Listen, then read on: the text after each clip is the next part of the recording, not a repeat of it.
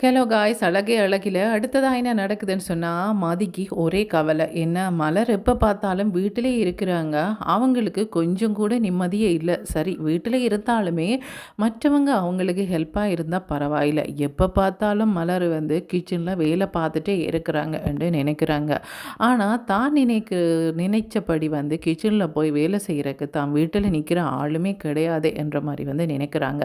இருந்தாலும் இத பற்றி போய் மலரோட பேசணும்ன்ட்டு மலர கேட்குறாங்க. "ஏங்க, உங்கள்ட்ட ஒரு விஷயம் கேட்பேன். நீங்க தப்பா எதுவும் நினைக்க மாட்டீங்களே? தப்பா நினைக்கிற அளவுக்கு இல்ல இந்த கேள்வி. இருந்தாலும் கேட்குறேன்ற" மாரி வந்து சொல்றாங்க மதி.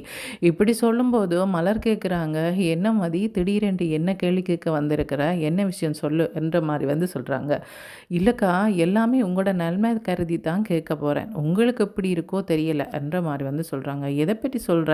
என்ற மாரி வந்து கேட்கும்போது, "இல்ல, எப்போ பார்த்தாலும் கிச்சன்லேயே இருக்கிறீங்களே, நீங்கள் வெளியில் போகிறத நான் பார்த்ததே இல்லை" என்ற மாதிரி வந்து சொல்கிறேங்க. ஆமாம் மதி, நான் வந்து ஒரு மாதத்துக்கு ஒரு தடவை கூட வெளியில் போகிறதுன்றது ஆச்சரியம்தான். எனக்கு போகிறதுக்கு டைமும் கிடைக்காது. அப்படி தான் கிடைச்சாலும் இந்த வீட்டில் இருக்கிறவங்க என்னை போகவும் விட மாட்டாங்க என்ற மாதிரி வந்து சொல்கிறாங்க. இப்படி சொல்லும்போது மதி சொல்கிறாங்க, "ஏனுக்கா, உங்களோட ஹஸ்பண்ட் நல்லா தானே உங்களை பார்த்துக்கொள்கிறாங்க. அவங்கள்ட்ட நீங்கள் கேட்கலாம் தானே, வெளியில் எங்கேயாவது போயிட்டு வர போகிறேன்ட்டு கேட்கலாம் தானே, ஏன் நீங்கள் கேட்குறதில்ல" என்ற மாதிரி வந்து சொல்கிறாங்க. கேட்டாலுமே அவங்க சில நேரங்களில் ஓமண்டு தான் சொல்லுவாங்க. ஆனால் வீட்டில் இருக்கிறவங்க விடணுமே என்ற மாதிரி வந்து சொல்கிறாங்க. "என்னக்கா நீங்கள் இந்த மாதிரி வந்து சிற வாழ்க்கை வாழ்கிற மாதிரி பேசுகிறீங்க, இருங்க நான் பேசுகிறேன்" என்ற மாதிரி வந்து சொல்கிறாங்க. "இங்கே பாரு மதி, உன்னுடைய குடும்பத்திலே நிறைய பிரச்சனை இருக்குது. தேவையில்லாமல் இதை பற்றி பேசி நீ இன்னுமே வந்து பிரச்சனையை பெருசாக்காத. திரும்ப உனக்கு தான் பிரச்சனை" என்ற மாதிரி வந்து சொல்கிறாங்க. "என்னக்கா, இப்படியெல்லாம் பயந்துட்டு இருந்தால் சரி வராது. நான் கேட்குறேன் பாருங்க" என்ற மாதிரி வந்து சொல்கிறாங்க. அப்படி சொல்லும்போது அழகு என்ன சொல்கிறாங்கன்னு சொன்னால், "இங்கே பாரு மதி, நான் சொன்னேன்ட்டு மாத்திரம் கேட்டுடாது. அப்புறமா நான் என்னுடைய மாமியார்கிட்ட தப்பவே முடியாது" என்ற மாதிரி வந்து சொல்கிறாங்க.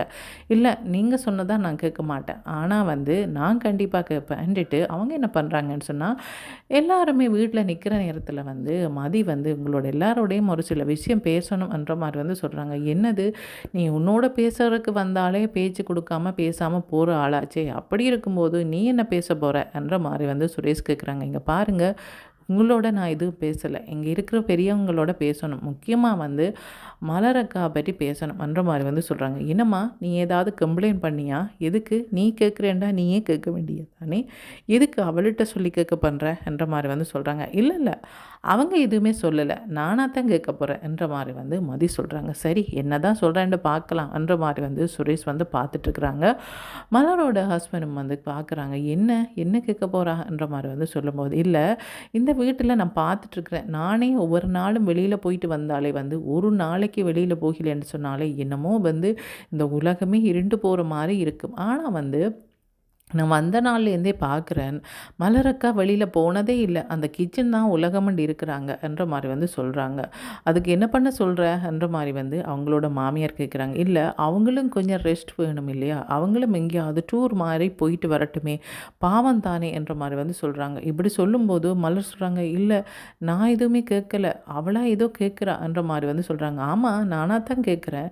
அவங்களுமே வெளியில் டூர் எங்கேயாவது போயிட்டு வரட்டும். ஏன் இந்த குடும்பம், ஒட்டுமொத்த குடும்பமே போயிட்டு வந்தா என்ன, எங்கேயுமே போகாமல் இப்படியே வீட்டிலே அடைஞ்சிருக்கிறதா" என்ற மாதிரி வந்து சொல்கிறாங்க. "இங்கே பாரு, என்ன உன்ன மாதிரி எப்போ பார்த்தாலும் ஊர் சுற்றிட்டே இருக்க சொல்கிறியா அவளை? ஏன் அவளையும் வந்து பழுதாக்க பார்க்குறியா நீ? இங்கே பாரு, உன்னுடைய செயலை அவளுக்குன்னு சொல்லி அவளையும் பழுதாக்காத" என்ற மாதிரி வந்து அவங்களோட மாமியார் சொல்கிறாங்க. "இங்கே பாருங்கள், இதில் வந்து அவங்களுக்கு கெடுதி விளைவிக்கிற மாதிரி நான் எதுவுமே சொல்லலை. இதுதான் சரி என்ற மாதிரி தான் நான் சொல்கிறேன். இந்த மாதிரி ஒருத்தங்களை வீட்டுக்குள்ளே வச்சுருந்து அவங்கள வேலை வாண்டிகிட்டே இருக்கிறது சரியாக இருக்குமா? நீங்கள் கூட்டிகிட்டு போகாட்டின்னு நான் அவங்கள எங்கேயாவது கூட்டிகிட்டு போகலான்ட்டு இருக்கிறேன்" என்ற மாதிரி வந்து சொல்கிறாங்க.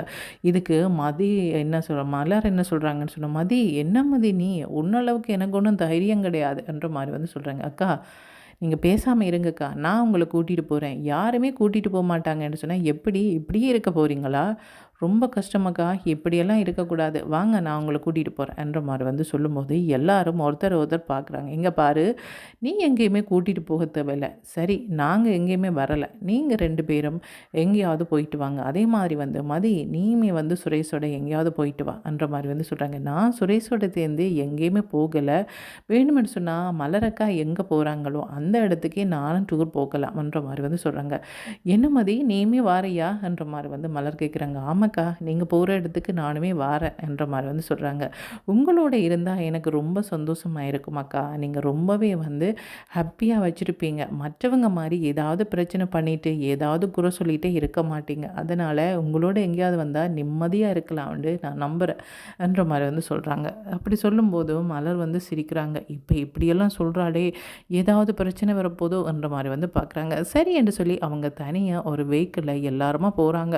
எங்கேயாவது தூரமாக வந்து போகலாம்னுட்டு அவங்க போகிறாங்க. போகும்போது வந்து மதியம் என்ன சொல்கிறாங்கன்னு சொன்னால், என்னக்கா பேசாமலே வாரீங்க, ஏதாவது பாட்டு பாடிட்டு வரலாமே, கொஞ்சம் ஜாலியாக இருக்குமே, வீட்டில் தான் நிம்மதி இல்லை, போகிற இடத்துலையாவது நிம்மதியாக இருக்கலாமே என்ற மாதிரி வந்து சொல்லும்போது சுரேஷ் சொல்கிறாங்க, இங்கே பாரு, உன்னை போலையெல்லாம் அவங்க கிடையாது, அவங்க ரொம்ப அடக்கொடுக்கமாக வீட்டிலே இருக்கிறவங்க. உன்னை மாதிரி மற்றவங்கன்ற பேச்சை கேட்காம நான் பண்ணுறதான் சரி, நான் சொல்கிறதான் மற்றவங்க கேட்கணும், இப்படியெல்லாம் இருக்கிறவங்க கிடையாது அவங்க என்ற மாதிரி வந்து சொல்கிறாங்க. என்னது, அவங்க அப்படி இருக்கிறாங்களா, நீங்கள் அப்படி அவங்கள மாற்றி வச்சுருக்கிறீங்க, அவங்க ஒன்றும் அப்படி கிடையாது. எனக்கு அவங்களோட பேசின அளவுக்கு தெரியும் அவங்க எப்படிப்பட்டவங்கண்டு. அவங்க ரொம்ப சுதந்திரமாக வாழணுமென்று ஆசைப்பட்டவங்க, அவங்க ரொம்ப நல்லவங்க, அவங்க மற்றவங்களுக்கு எந்த கெடுதியும் பண்ண மாட்டாங்க, கெடுதலை நினைச்சதில்லை. அதுக்காக அவங்கள வச்சு வேலையை வாங்கிட்டு இருப்பீங்களா? இப்படி அடிக்கடி எங்கேயாவது டூர் போயிட்டு வரணும், அதுவும் நீங்கள் கூட்டிகிட்டு போகாட்டிலும் நான் கூட்டிகிட்டு போவேன் என்ற மாதிரி வந்து வராங்க.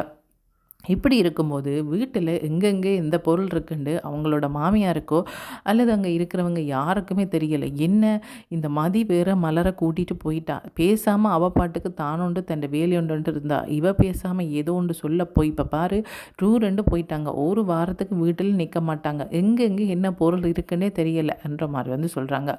அப்படி சொல்லும்போது மதியோட மாமனார் சொல்கிறாங்க, ஃபோன் பண்ணி கேள, எங்கே போயிட போகிறாங்க, ஃபோன் பண்ணி கேட்டால் சொல்லுவாங்க தானே எங்கே என்ன இருக்கேன்னு என்ற மாதிரி வந்து சொல்கிறாங்க.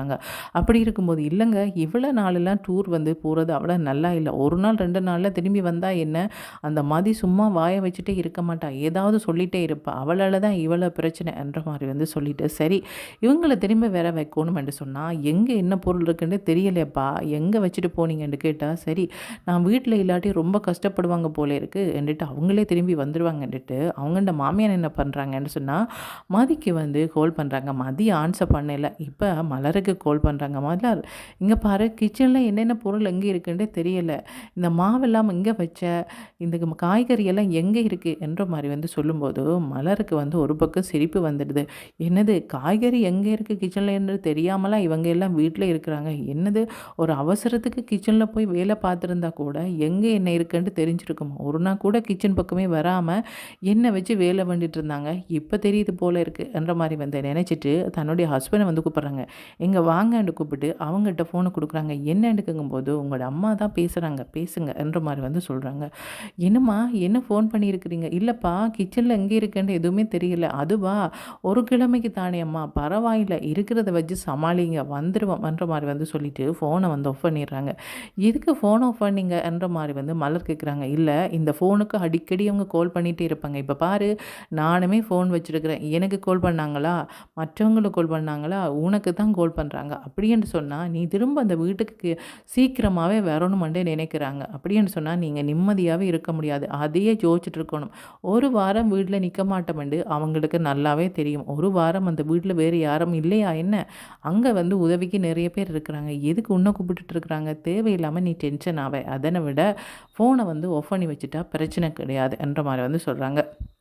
அப்படி சொல்லும்போது மலர் சொல்கிறாங்க, இன்றைக்கு தான் நான் வந்து முதலாக நிம்மதியாக இருக்கிறேன், நிம்மதியாக கொஞ்சம் ரிலாக்ஸாக இருக்கிறேன், இவ்வளோ நாளும் அந்த கிச்சனை தவிர நான் வேறு எதையுமே பார்த்ததில்ல, இன்றைக்கி எனக்கு எவ்வளோ சந்தோஷமாக இருக்குது தெரியுமா, ஏதோ நிறைய காலம் எனக்கு வந்து சந்தோஷம் கிடைச்ச மாதிரி இருக்குது, இப்படி ஒரு சந்தோஷத்தை நான் என்னுடைய லைஃப்பில் பார்ப்பேனோ தெரியாது என்று எங்கிட்டு எத்தனையோ நாள் இருந்திருக்கிறேன்.